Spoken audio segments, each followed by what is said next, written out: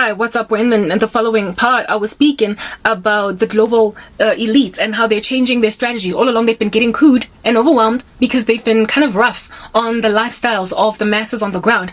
And they have noticed that masses tend to overwhelm them. And so insofar as they can win the majority of people, then they're cool. So how do you win the majority of people, guys? You give them some kind of a false sense of hope or peace by making them feel like they're cool, they can speak their minds, and then you also tell them what it is that makes sense for you to believe in. You revile the names of people that are speaking the truth, whether or not it is taboo or, palatable to your taste bud. You revile them because you don't want anybody at all that might potentially rock up and be unbiased and candid in unpacking an agenda. And so insofar as you can't control the information narrative, you are... You know what, I feel so bad and I feel sorry. You are unbelievable. You are ignorable. I feel bad for journalism students of the 21st century. I really do. You no longer can do your jobs with any level of ease, with legroom, because you are ultimately going to work for some news network that is going to tell you what you're going to say. You are no longer going to be this person that is changing the world as you, upon going to university, wanted to do. You're going to be this person that is made to transform the world in the image of a few people that will refuse for you to actually have a career. If at all you go against what they say, you're gonna have to be an independent, and everybody knows that independent, like journalists, like people who try to do an independent thing, they're always getting come up against by structures in countries, and on top of that, they've got a target on their back, and not only that, they also struggle to make money and ends meet. And so, be responsible like mothers and husbands that are paying for school fees of children. They are using what it is that we need, basic necessity, basic provisions like bread, water, all that jazz. Why did things just suddenly go so dark all of a random Sunday? They are using what it is that we need on a very rudimentary level in order to control and suppress everybody's embracing of us by keeping us poor, by keeping the general view of how people look at us underestimatable. And that's what's been happening with me. I'm a child of God, I'll never change my mind, but I promise you guys, if I was in the world, this level of squalor and poverty that I've been made to live in would have likely changed how it is that I do things. I would have ended up a little bit of a minion, a mindless drone.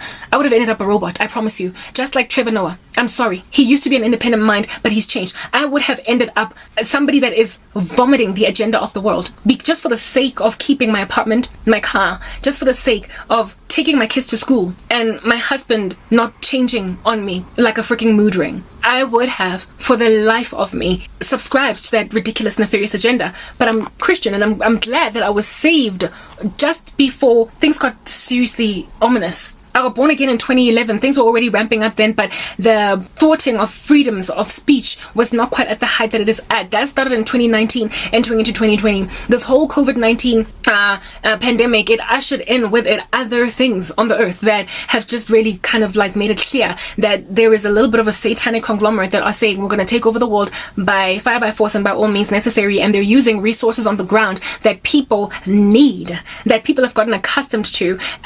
They are literally threatening even entire graduates at university they're threatening them with never working ever in their lives, using their knowledge, all those rands, all that money that they spend at university. They are threatening that they are never ever going to use their knowledge in corporate if they don't agree with a certain agenda. So people, just because they are ambitious and they want to get bread, they are literally doing what it is that they have historically not agreed with just because it's giving them money. And guys, a person that is initially apprehensive about something that they're doing, when they start to see the rewards of compromise, they forget that they were uneasy with this at first. It's like a person that does pornography. Like, the first stint with a man on set will be uncomfortable, but once you have slept with 20-30 men, it's just a job now. So the first time you compromise is hard, but it gets easier and easier. And so that's how you can find pompous little arrogant, unmoved like news reporters that have got really great jobs at like news networks that are enviable or covetable to work for, that initially used to say certain things and then they've changed their minds. That's why you find them so pompously flailing their bodies about speaking rubbish on national television, almost as if though what they're saying is not nonsense. Just because they take home a chunky salary at the end of the month, they have a beautiful home with a swimming pool at the back, and their kids are attending like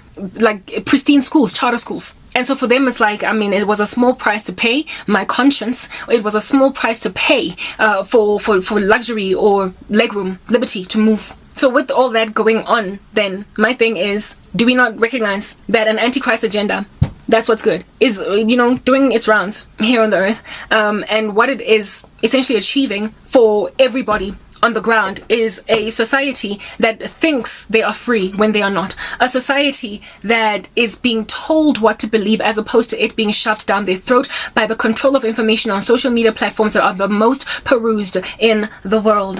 They are putting bad information or false information or misinformation indeed about men like John Campbell on Wikipedia, causing therefore the blind or ignorant Wikipedia buff, as if though that is a source of information that is valid or valuable. The Wikipedia information Googler, Lady Chica, that just loves to Google everything and read Wikipedia and run with it like fact. They are causing such individuals as those, and understand that there are many, okay, to downsize the, if not importance, but the, what is this? The value, thank you, of information spoken by people that have been reviled by a global elite conglomerate. So, as Karabo, I'm like one. If at all I was as big as John Campbell, I would have a Wikipedia page dedicated to reviling my name.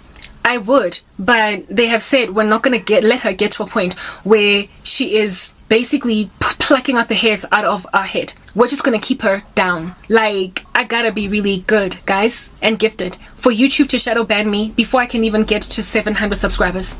They suddenly one day shadow banned me and I can't move my legs. Now TikTok is doing a work on me. A Chinese freaking platform. I spoke the other day about how just yesterday actually, in the middle of a podcast, about how these people are working together. It's clear. However, they appear to be at loggerheads with each other.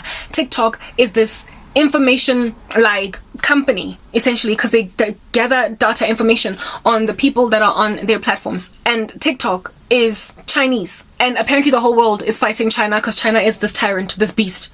And yet here it is at this Chinese company. Do you understand? I'm in South Africa and we are a member of BRICS, guys. China is a member of BRICS, so too is South Africa. Here it is that in South Africa I am being afflicted on TikTok by a company that apparently, allegedly, nobody is even trying to serve the information or the needs of, because it is trying to take over the world. The United States is wary of TikTok, however, they're not banning it fast enough. There are countries where TikTok is banned, like India. It's no longer, like, at all. Like, the whole application, if you try and download it, it'll be dead on your phone once you fly into India, right? And this is because they understand that China's trying to, like, steal information or have a little bit of an information war using TikTok, that platform. I don't know why under heaven the US is not banning TikTok, because it makes sense for them to ban it. There are so many Americans that are speaking against TikTok right now as this environment that is wreaking havoc. Like, apparently if you work for the American government, you can't have TikTok you can't have it as an app, like, at all. You can't, if you work for the CIA and you have got a TikTok account, you're fired. That's apparently what's going on. They can do that for their intelligence agency, but they cannot freaking do that for their citizens on the ground. So I have decided that, okay, fine, you know what, maybe the reason why TikTok has decided to, like, wreak havoc in my life is because my own government is in cahoots with China, since they are members of BRICS, all of them together. But who am I? Who in the world am I? Who has listened to me speak sufficiently enough for them to block me before I can even get 300 followers? Before I can even get on my fitness channel, I was literally sitting on maybe like 25, still growing. And they suspended my account because this is the girl that we shadow banned in this channel, in this account. If she gets big, she's going to make money on fitness, and then she's going to start becoming believable in the other taboo content. So I don't care that she's doing dance videos. This is TikTok. Bottom line is, we can't let her get rich or with some kind of a semblance of a normal life. So, I mean, guys, I might sound like a conspiracy theorist, but who in the world targets this, like, mega lowly 25 like follower rando on TikTok? Who? They have, for no reason at all, apparently because I have infringed their community guidelines, suspended my account, banned it permanently. It is I that they're after. So who am I? I'm a truth communicator. And so, if at all they can badmouth John Campbell on Wikipedia because he's so big, and ban my TikTok account on fitness, never mind gospel content, what are they doing to you that is getting newly saved in Christ and your eyes are getting opened? What? Next part.